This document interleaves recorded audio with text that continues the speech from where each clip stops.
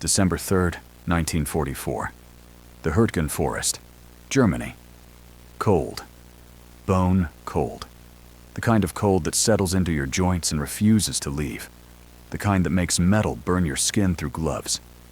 The trees stood bare. Black skeletal silhouettes clawing at a sky the color of dirty ash. Fog hung low, thick, refusing to lift, like a ghost that wouldn't move on.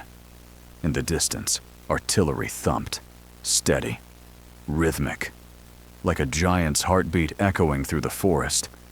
Inside an M4 Sherman tank parked behind a shattered brick wall, a young gunner named Harlon Vickery leaned into the eyepiece of his 75mm cannon. But the turret wasn't facing forward. It was turned 180 degrees, pointing backwards. His loader, Private Mike Rizzo, looked at him sideways. "You're really doing this backwards thing, huh?" Harlan didn't answer. His breath fogged the gun sight. His fingers tightened around the firing mechanism. He was listening, waiting, calculating. Then through the mist, a shape emerged. Dark, massive, menacing. A Panther tank. German, heavy, lethal. One of the most feared tanks in the Wehrmacht arsenal, flanked by two more, rolling slowly down a muddy forest path, moving like they owned the woods. Because they did, or thought they did. Harlan exhaled slowly, steadied his aim, and fired. The 75mm round punched through the morning stillness. The explosion was deafening, blinding. A second later, the lead Panther erupted. Fire, smoke, flying metal. The other two tanks hesitated, stopped, confused. They weren't expecting a shot from behind a collapsed farmhouse. They weren't expecting a Sherman. And they sure as hell weren't expecting a Sherman to be sniping at long range. Inside the turret, Rizzo gasped. "Holy hell!" The tank commander, Staff Sergeant Jean Corbin, shouted, "Vickery, you hit him clean." But Harlan didn't celebrate. He was already adjusting the turret, tracking the second tank. Because this wasn't luck. This was strategy. This was what happens when a farm boy from Kentucky rewrites the rules of armored warfare. By turning his Sherman backwards and turning himself into a one-man sniper team. They laughed at him, said it would never work, said it was suicide, said it was the dumbest idea they'd ever heard, until it worked. And when the smoke finally cleared, the Germans weren't the only ones surprised. The Forest of Death, the Hürtgen Forest, wasn't just a battlefield. It was a graveyard. 50 square miles of dense, tangled woods near the German border, where American dreams of a quick victory went to die. Fog. Mines. Artillery so constant it became part of the air you breathed. More than 33,000 American casualties would be recorded in that forest. More than at the Battle of the Bulge. And in November 1944, Harlon Vickery and his crew were thrown right into it. The terrain favored defense. Hills, dense forest, narrow roads, perfect ambush country. German 88mm guns zeroed in on every bend. Panther tanks waiting like wolves in the fog. Every corner felt like a death sentence. You didn't know if the next step would be mud or a mine.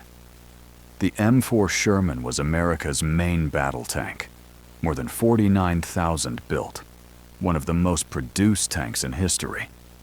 But the Sherman had problems, serious ones. Its 75mm gun struggled to penetrate German armor at long range. Its armor was thin compared to Panthers and Tigers. In direct combat, Shermans were often outgunned, outmatched. Soldiers joked it was a Ronson, named after the cigarette lighter, because it lit up the first time, every time. But Harlon Vickery was about to prove something, that the Sherman's weakness wasn't in its design, was in how people used it. And he was going to use it differently. Not like a battering ram, like a rifle. The idea no one believed. One night, while cleaning his gun after a long patrol, Harlon brought it up. "What if," he asked, "we set up the Sherman in reverse?" Rizzo laughed. "You mean shoot backwards?" "No," Harlon said. "I mean park it facing away from the road. Rotate the turret 180 degrees. Use the rear to face the enemy. That way, we can back into position, fire, and pull forward to retreat. Lower our profile. Stay hidden. Strike first." Corbin stared at him, then shook his head. "That's the dumbest damn thing I've heard all day." But Harlon wasn't joking.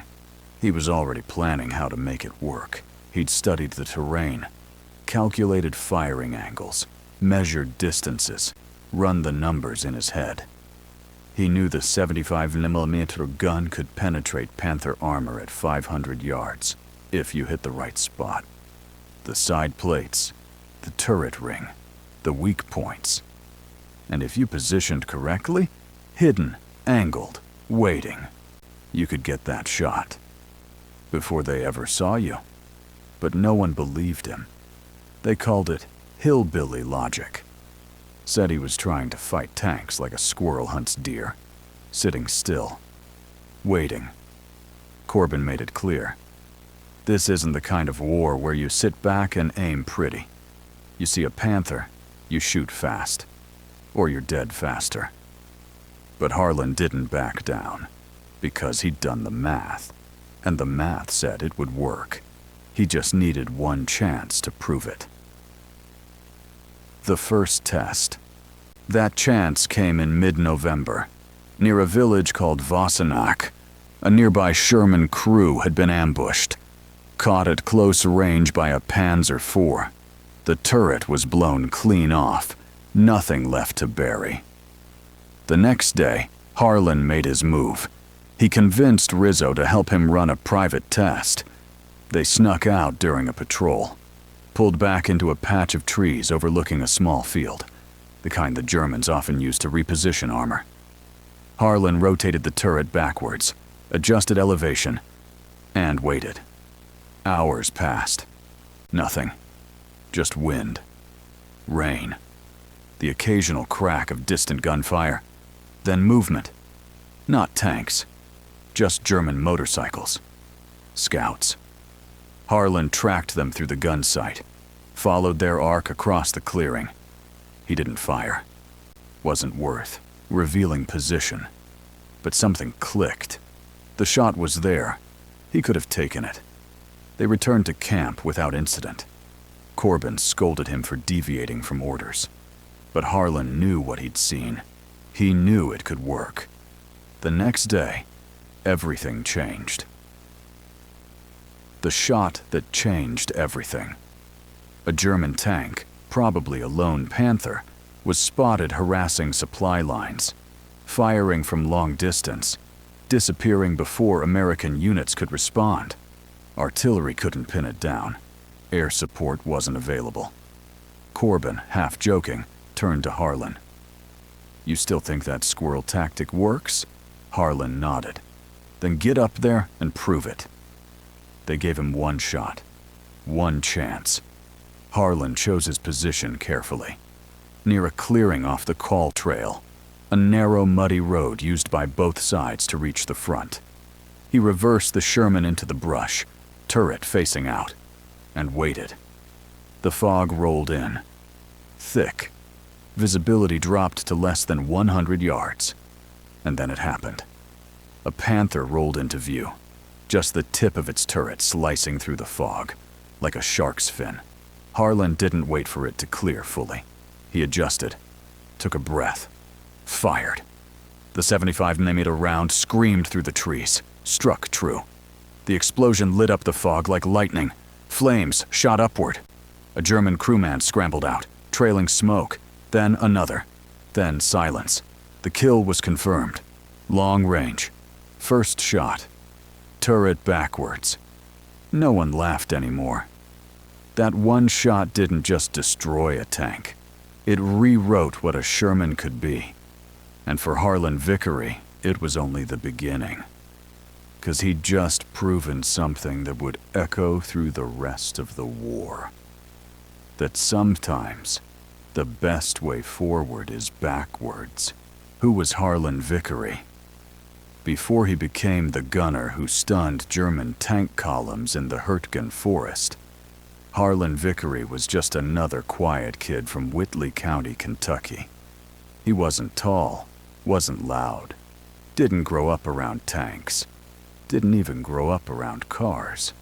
He grew up fixing tractors. His father ran a small farm. His mother was a school teacher.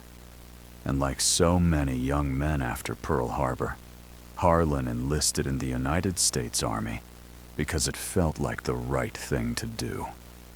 He never imagined he'd end up in a Sherman tank, let alone commanding its gun in one of the deadliest forests in Europe. Training at Fort Knox. Harlon trained at Fort Knox, Kentucky, home of the Armored Division. His instructors noted he had steady hands, sharp eyes, and a quiet way of thinking through problems that most recruits didn't. While others fired by instinct, Harlon did math in his head, measured distance, watched wind, calculated trajectory. But no one noticed him. He wasn't the fastest, wasn't the loudest. In a war where big personalities often rose to the top, Harlon stayed in the shadows until he got to Europe. Arrival in France. By the time his unit landed in France in August 1944, the war had shifted. The Americans had broken out of Normandy. The Allies were pushing east, driving the Germans back toward their own border. But now came the hard part, pushing through terrain that heavily favored defense. Hills, dense forests, narrow roads, ambush country. That's where the M4 Sherman came in. The Sherman's problem. The M4 Sherman was America's workhorse, more than 49,000 built during the war, making it one of the most produced tanks in history. But the Sherman had problems, serious ones. Its 75mm gun struggled to penetrate German armor at long range, especially Panthers and Tigers. Its armor was thin, vulnerable. In direct combat, Shermans were often outgunned. Soldiers called it a Ronson because it lit up the first time, every time. But the Sherman had advantages. It was fast, easy to repair, reliable.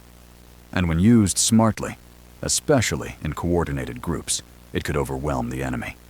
But it required tactics, and it required soldiers willing to think differently. The crew. After 2 months of skirmishes and close calls, Harlon's tank crew had developed a bond. His commander was Staff Sergeant Jean Corbin, a loud-talking Chicago native who didn't care much for theory. "Keep it simple," Corbin used to say. "Drive, shoot, survive." The loader was Private First Class Mike Rizzo, young, joking, until the forest took that from him.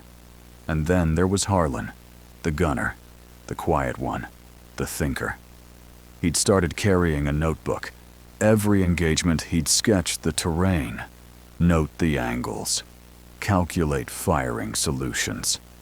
He studied German tactics, how they moved, where they positioned, where their armor was weakest. He wasn't just a gunner. He was becoming a tactician. And he was starting to think survival wasn't going to come from driving and shooting. It was going to come from surprise, from thinking like the enemy, from doing something no one else dared to do. The idea takes shape. One night, while cleaning the gun, Harlon brought it up. "What if we set up the Sherman in reverse?" Rizzo laughed. "You mean shoot backwards?" "No. I mean park it facing away. Rotate the turret 180 degrees. Use the rear to face the enemy. That way, We can back into position, fire, and pull forward to retreat. We lower our profile, stay hidden, strike first. Corbin stared at him. That's the dumbest thing I've heard. But Harlon wasn't joking. He'd already done the math. The 75mm gun could penetrate Panther armor at 500 yards. If you hit the side, if you had the angle, and if you positioned correctly, hidden, elevated, patient, you could get that shot before they saw you. But convincing his crew, that was going to take more than math. It was going to take proof. Of the rejection. At first, no one took him seriously. The idea of turning the turret backwards, of using a Sherman like a sniper rifle, was laughable. They called it hillbilly logic. Said he was trying to fight tanks like hunting deer. Corbin made it clear. You see a Panther, you shoot fast, or you're dead. But Harlon didn't back down. He kept thinking, kept skay. The first test. The next morning, Harlon convinced Rizzo to help him run a private test. They snuck out early, during a routine patrol. Instead of taking the usual forward position, Harlon pulled back into a patch of trees overlooking a small field. The kind the Germans often use to reposition armor. He rotated the turret backwards, adjusted elevation, and waited.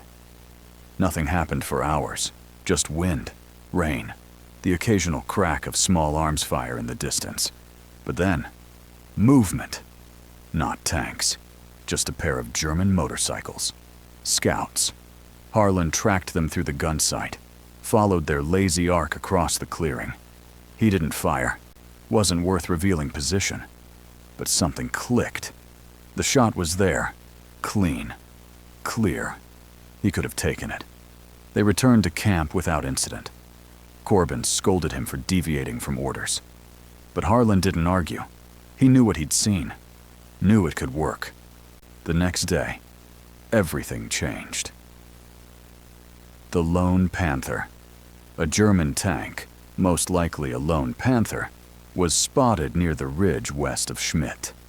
It had been harassing supply lines, firing from long distance, disappearing before American units could respond. Artillery couldn't pin it down. Air support wasn't available. Corbin, half joking, turned to Harlon. You still think that squirrel tactic works? Harlon nodded. Then get up there and prove it. They gave him one shot. One chance. Choosing the position. Harlon chose his position carefully, near a clearing off the Call Trail, a narrow, muddy road used by both American infantry and armor to reach Schmidt. He reversed the Sherman into the brush, hole hidden behind fallen trees, turret facing out toward the clearing. The fog rolled in. Thick. Visibility dropped to less than 100 yards. And then he waited. This wasn't like normal tank combat, where you charge forward, fire fast, maneuver. This was patience, calculation, waiting for the perfect moment. Rizzo whispered, "How long we sitting here?" "As long as it takes," Harlon replied. Twerm, the shot. Then it happened. Through the fog, a shape emerged. Dark, massive, a panther, just the tip of its turret slicing through the mist like a shark's fin. Harlon's heart pounded, but his hands were steady. He didn't wait for the tank to clear fully. He adjusted his aim, calculated the angle, the distance, the penetration point, side armor, where it was weakest. He took a breath, held it, and fired. The 75mm round screamed through the trees. The explosion was deafening, blinding. Fire erupted from the Panther's side. Smoke poured from its hatches. A German crewman scrambled out, on fire. Then another, crawling through the snow. Then silence. The confirmation. The kill was confirmed later that afternoon. Reconnaissance patrol found the burnt-out wreck. turret blown off. Entry point right through the side armor. Long range. First shot. Turret backwards. When word reached the unit, reactions were mixed. Some crews were impressed. Others thought it was dumb luck. But Corbin? He wasn't laughing anymore. He looked at Harlon. "You just proved something, Vickery." "What's that, Sergeant?" "That maybe we've been doing this wrong the whole time."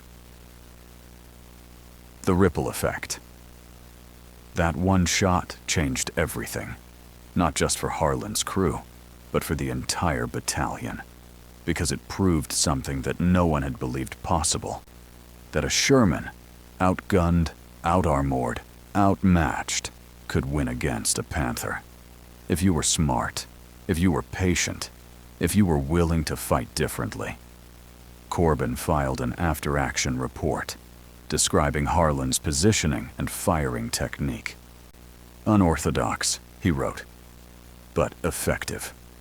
He requested permission to allow further testing of the reverse turret sniper tactic.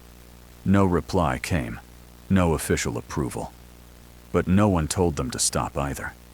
So Harlon did it again. 2 days later, at another forest clearing near Kammerscheid. Same setup, reversed position, turret pointing out. Waiting. Just before dusk, a German column appeared. A Panzer IV, followed by 2 half-tracks. Harlon fired. The Panzer exploded in a fireball that lit the entire tree line. The half-tracks scattered. Infantry ran into the woods. And for the second time in as many days, Harlon's Sherman escaped without a scratch. By now, his crew was fully bought in. Rizzo started calling the tank the Kentucky Rifle. Corbin joked about painting a squirrel mascot on the side. Other crews started asking questions. What elevation did he use? How did he calculate distance? What ammunition worked best? And behind the scenes, other crews began trying to replicate it. Unofficially. Quietly. Because if there was one thing the Hürtgen Forest was proving, it was that traditional tactics didn't work here. You couldn't brute force your way through minefields and booby-trapped trails. You had to be smarter. You had to adapt. And that's exactly what Harlon Vickery was doing. But adaptation came at a cost. As his legend grew, so did the danger. The Germans were no fools. They started changing patterns, avoiding tree lines, sending scouts ahead, firing blindly into suspected ambush points.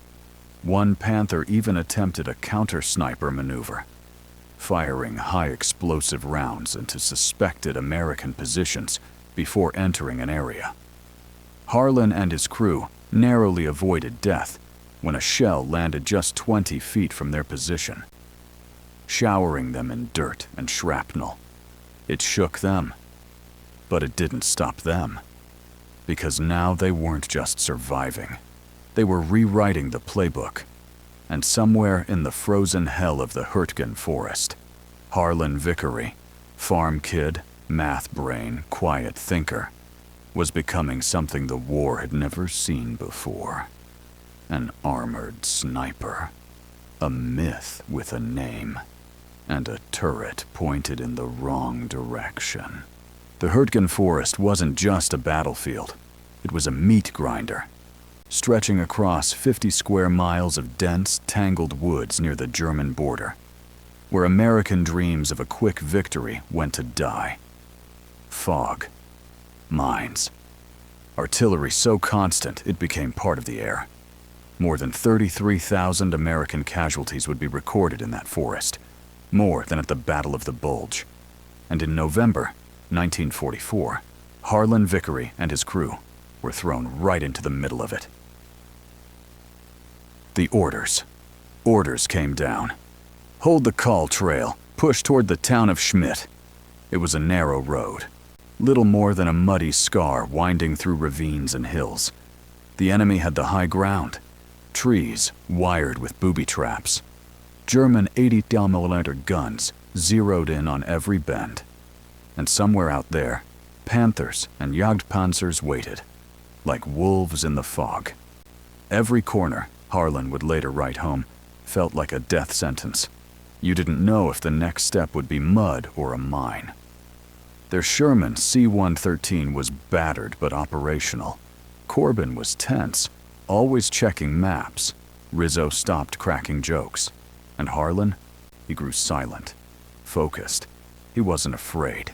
He was preparing. Because this time, he had a plan. The sniper set up. The success of his backwards shot wasn't luck.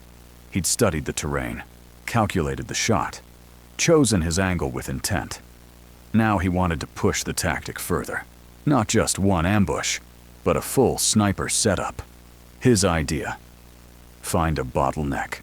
A spot where German tanks would have to slow down. Turn. Expose their flanks. He found it near the ridge above the Weißer Creek.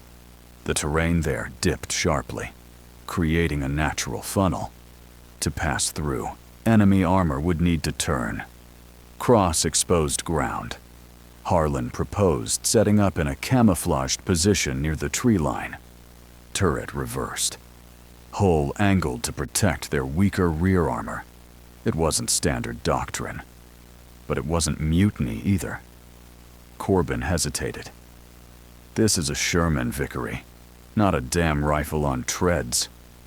I know, Harlon replied, but if we try to fight them head on, they'll slice us in half. After hours of discussion, Corbin relented. One chance. You miss, we're running. The ambush. They moved into position before dawn. The forest was dead silent. Only sound, the distant drip of water, the occasional snap of a frozen branch. They parked C-113 in a dip behind fallen trees. Vickery aligned the 75mm gun toward the clearing, calculating the angle for when the enemy crested the hill. And then they waited. Hours passed. The fog thickened. Then, movement. It began with a low rumble, deep, mechanical. Then the crunch of treads. One tank, then two, then three. Panthers, exactly as he'd predicted. They emerged from the tree line like predators. Sleek, dark, deadly. The lead tank paused, turret rotating slowly, scanning the area. Just a few more feet, and it would expose its side plate. The weakest part of the armor. Harlon didn't breathe, didn't speak. He adjusted his sights with the precision of a surgeon. Target locked, he whispered. He fired. The kill saw. The Sherman rocked back with recoil. The shell sliced through fog and struck the Panther's side with a deafening clang, followed by an eruption of flame. The turret blew upward. The tank staggered. Black smoke shot skyward. The other two Panthers slammed their turrets left, searching for the source. But Harlon was already moving. He had Rizzo reload, adjusted sights, fired again. The second shot struck ground near the second tank, sending up dirt and smoke. The third Panther opened fire, but too late. Corbin floored the engine, pulling the Sherman forward, out of its hidden position, behind a tree-covered embankment. 2 hits, 1 confirmed kill, and the Panthers were now firing blindly into fog. Corbin radioed in. Enemy armor engaged. 1 confirmed destroyed. Vickery's sniper setup is working. Repeat. Working. The reply from headquarters was disbelief. But it didn't matter. The tanks were retreating. Thrower. The aftermath.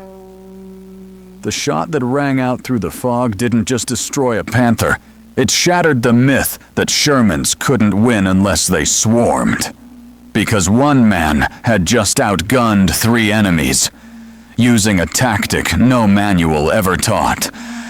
And the forest, soaked in death and silence, was now witness to something it had never seen before. A Sherman sniper. Word spread fast. Within hours, other tank crews were talking about it. Did you hear about Vickery? Took out a Panther from cover, backwards.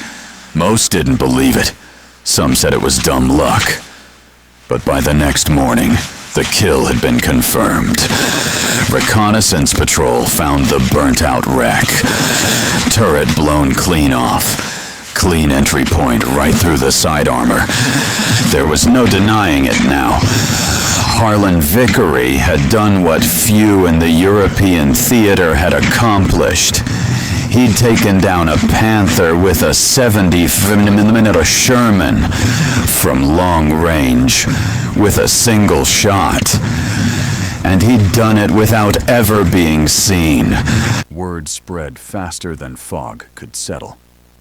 Within hours, other tank crews across the 20th Armored Division were talking about it. Over cold rations, over smokes, in hushed whispers. Did you hear about Vickery? Took out a Panther from cover, backwards. Most didn't believe it. Some said it was dumb luck. Others called it a fluke. But by the next morning, the kill had been confirmed by reconnaissance patrol. They'd found the burnt-out wreck, turret blown clean off, a clean entry point right through the side armor. There was no denying it now. Harlon Vickery had done what few in the European theater had accomplished. He'd taken down a Panther with a 75mm Sherman from long range with a single shot, without ever being seen. Sergeant Corbin, who had once called it the dumbest idea he'd ever heard, now began calling it Vickery's Vantage. When headquarters requested an after-action report, Corbin didn't sugarcoat it.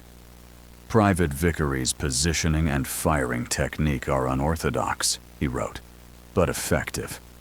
Permission requested to allow further testing of the reverse turret sniper tactic. No reply came. No official approval. But no one told them to stop either. So Harlon did it again. The second kill. 2 days later, at another forest clearing near Kammerscheid, a narrow track just south of the road where tanks were likely to push through, Harlon set up his Sherman along the route. Turret turned, engine off, waiting. Just before dusk, a German column moved into view. A Panzer IV followed by 2 half-tracks. Harlon fired. The Panzer exploded in a fireball that lit the entire tree line. The half-tracks scattered. Infantry scrambled into the woods. And for the second time in as many days, Harlon's Sherman escaped without a scratch. By now, his crew was fully bought in. Rizzo started calling the tank the Kentucky Rifle. Corbin joked about painting a squirrel mascot on the side. Even support crews started asking questions. What elevation did he use? How did he calculate distance? What ammunition worked best? And behind the scenes, other crews began trying to replicate it. Unofficially. Quietly. Because if there was one thing the Hürtgen Forest was proving, it was that traditional tactics didn't work here. You couldn't brute force your way through minefields and booby-trapped trails. You had to be smarter. You had to adapt. And that's exactly what Harlon was doing. The imitators. But adaptation came at a cost. As his legend grew, so did the danger. The Germans were no fools. They started changing patterns, avoiding tree lines, sending scouts ahead, firing blindly into suspected ambush points. One Panther even attempted a counter-sniper maneuver, firing high-explosive rounds into suspected American tank positions before entering an area. Harlon and his crew narrowly avoided death when a shell landed just 20 feet from their position, showering them in dirt and shrapnel. It shook them, but it didn't stop them, because now they weren't just surviving. They were rewriting the playbook. The friction. But with fame came friction. Some officers dismissed the tactic entirely. One senior officer, Colonel Bennett, said in a briefing, "Turning your turret backwards is a great way to die looking the wrong way. This war is about mobility, not hiding like a coward in the brush." When Harlon heard that, he didn't get angry. He just replied, "With all due respect, sir, cowards don't sit still when Panthers roll into view." The room went silent. Corbin backed him. So did two other tank commanders who'd seen the results firsthand. And slowly, piece by piece, the brass began to allow for situational flexibility in armor engagements. Unofficial language. That gave crews the green light to copy what Harlon had created. The spread. By December, at least 4 other crews in the division had begun using modified versions of the backward sniper setup. 2 scored confirmed tank kills. 1 crew in the 77th Tank Battalion credited the tactic with saving their lives during an ambush west of Guy. They used a downed barn as cover, reversed their turret, waited, and nailed a Jagdpanzer as it crept past. Unofficially, they named their tank the Vickery Special. But for Harlon, it wasn't about recognition. It never was. He still cleaned his cannon barrel by hand every night, still wrote in his battered notebook, tracking each shot, its angle, its result. And every time they moved to a new position, he scouted the land like a chessboard, looking for fields of fire, blind spots, escape routes. He had become more than a gunner. He was a tactician. And in a war where lives were measured in inches and seconds, that made him dangerous. Not just to the enemy, but to old ideas. Because the boy from Kentucky was doing more than killing tanks. He was changing the way American armor thought. November 26th, 1944. The day the forest exploded.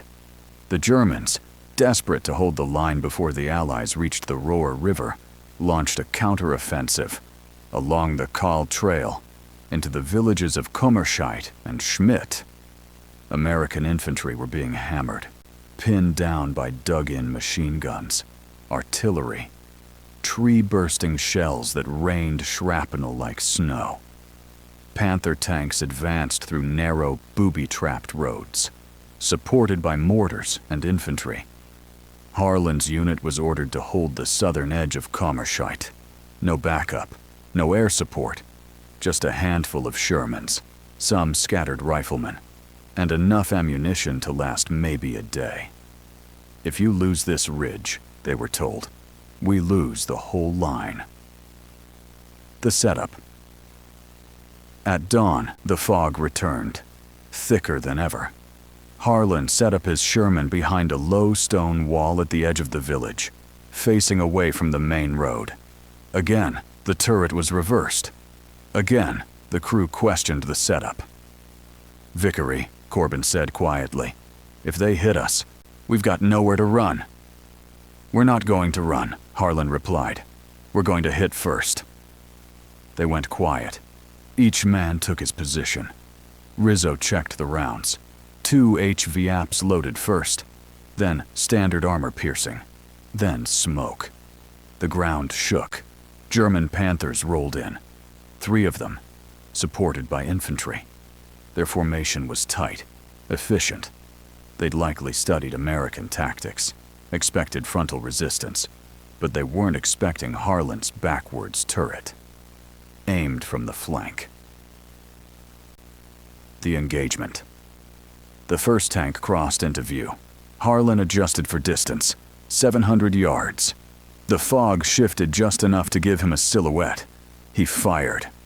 The shell struck low, hit the drive sprocket. The Panther stopped cold. Mobility gone. Flames burst from underneath.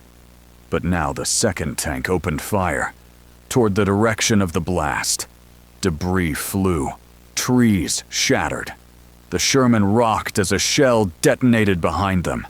Harlon shouted, "Reload!" Rizzo slammed the next HVAP round into place. Harlon aimed again, this time for the turret ring of the second tank. He fired. The round punched through. The turret lifted a full 2 feet from the hull before fire consumed the crew compartment. The tank shuddered, then collapsed inward, like a dying animal. The third Panther. Then came the third. It saw them. Its gun turned. Slow, deliberate, deadly. Harlon screamed, "Move!" Corbin gunned the engine, but the tracks caught in mud. The turret of the third Panther locked on. Then, boom! A shell from another Sherman. An American Sherman. Struck it from the opposite side. Reinforcements had arrived, drawn by the smoke and radio chatter. The third Panther tried to pivot, but was caught in crossfire. It exploded in a column of smoke and steel. The aftermath. The battlefield went quiet. 3 Panthers, all destroyed, and Harlon's Sherman, scratched, shaken, scorched, was still standing. They pulled back behind the ridge as medics moved in. Infantry pushed forward. Harlon sat in silence, his hands trembling for the first time. "You all right?" Rizzo asked. Harlon nodded. "Yeah, just thinking." "About what?" "That was the shot I was afraid of," he said. "The one where you're already dead before you fire." But he had fired, and he'd won. The recognition.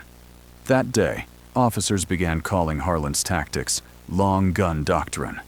Some wanted to write it up, others didn't know what to make of it. But among the tank crews, those who fought, froze, and bled in the forest, Harlon Vickery's name started to mean something. Not just skill, not just survival, but courage to do the opposite of what fear demanded. The shot through the fog had been theory. The shot under fire, that was proof. The man behind the gun. By now, Harlon Vickery was known across the battalion, not just as a good shot, but as something else entirely. A quiet force, a thinker in a world of noise. But behind every legend, there's a cost. The Waitem. December rolled in hard. Snow began to blanket the forest. The cold wasn't just physical, it was spiritual. Morale dipped. The fighting dragged on. Mud froze into jagged ice. Frostbite claimed fingers, feet, entire limbs. Even Panthers began to stall from engine failures and sub-zero temperatures. C-113, Harlon Sherman, was now covered in dents. Soot. Smoke stains from past battles. They never painted it clean again. The scars became part of it, like a warning, or a promise. Harlon changed too. He no longer flinched at incoming artillery, barely blinked when shrapnel tore through nearby trees. But what shook him, what stayed with him, was the silence after a shot. The knowing. The moment between the kill and the next breath. When he'd realize another crew, men like him, would never climb out of that burning metal box. He wrote to his mother, "I don't know how to feel anymore. Every shot I make saves us, but every shot also means someone else's son doesn't go home. Sometimes I can still see the hatch opening just before the fire catches." The reminder. Rizzo stopped joking altogether. Corbin grew more protective, refusing to take unnecessary risks. And Harlon began carrying a photo. His younger sister, Leia, 8 years old, hair in braids, smiling in front of the same tractor he used to repair back in Kentucky. He taped it inside the turret, just above the rangefinder. "Something to remind me what I'm shooting for," he said. The last engagement. In one engagement near Bergstein, he used elevation for the first time, parking the Sherman on a slope, firing downward at a Tiger tank approaching from a road below. The shot pierced the rear engine plate. One shot, one kill. Not out of arrogance, out of necessity. Because every round they fired had to count. By now, the brass had stopped questioning him. They'd begun quietly assigning him to forward observation roles, not to scout terrain, but to set up kill zones for his sniper tactics. They even brought in a second crew to learn directly from him. But Harlon didn't see himself as a teacher. He still saw himself as lucky. Still saw himself as the farm kid just trying not to get his friends killed. The question. One night after their 20th mission, Corbin asked him, "What happens when this war is over?" Harlon looked down at his hands, calloused, burned in places from hot shell casings. "I guess I go home," he said. "Fix tractors again. Maybe teach my sister how to drive." And for a moment, it was quiet in the tank. No shells. No radio. Just the wind through the trees. And the memory of a boy who rewrote the rules. Not to be a hero, but to bring himself and his brothers home. The boy who sniped with a tank.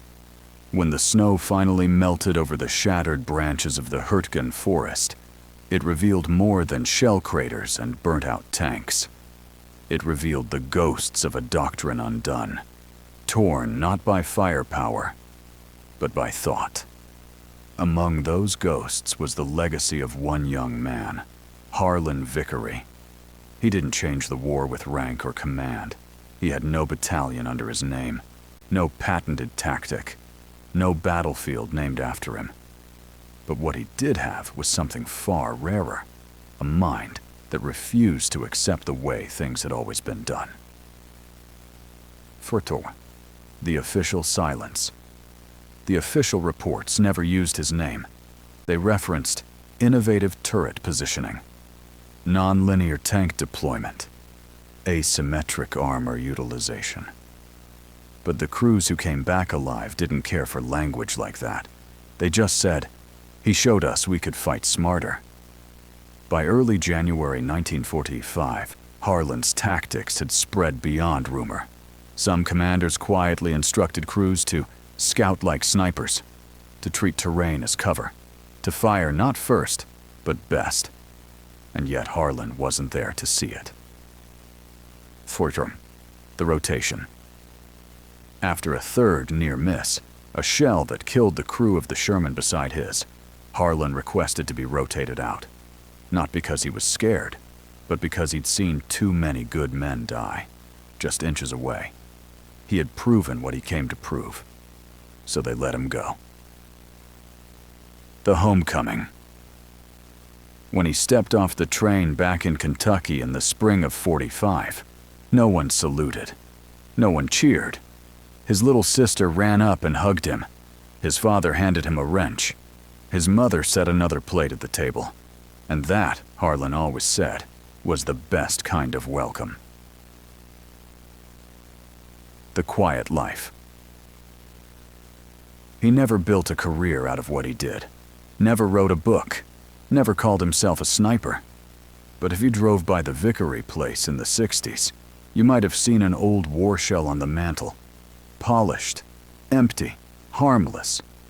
And if you'd asked about it, he'd smile and say, "That's the one that let me come home." The real legacy. It's easy in hindsight to glorify war through numbers. Tanks built, battles won, enemies defeated.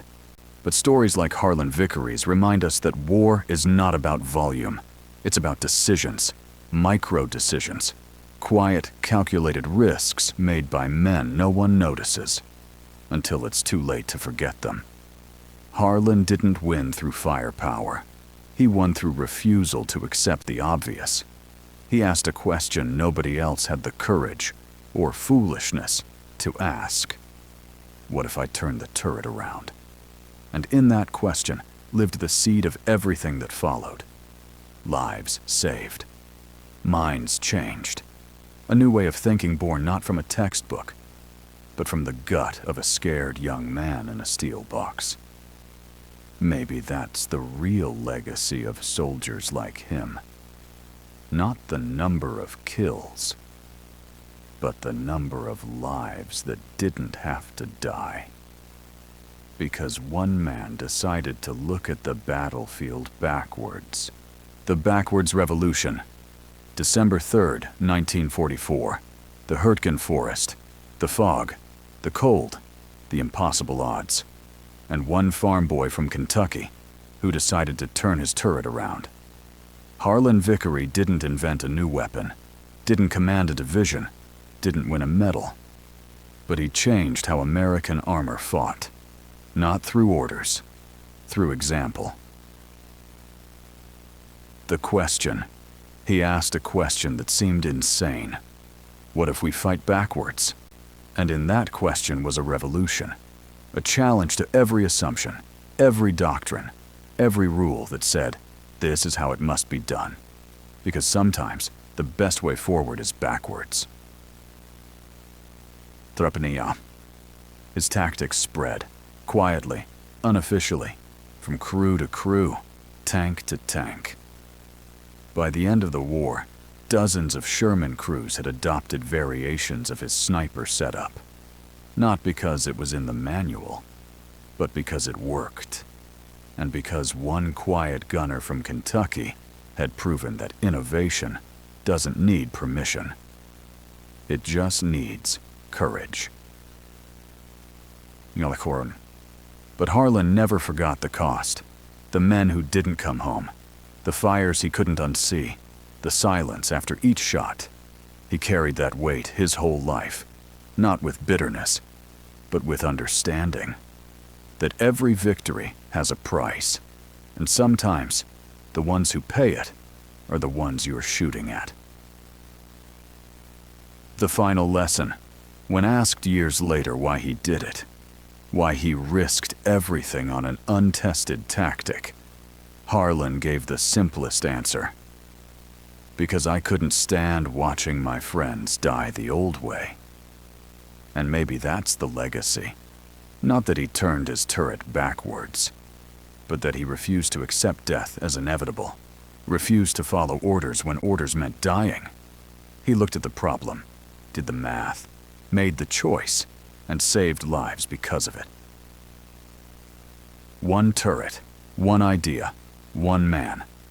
Harlon Vickery died in 1987, age 62.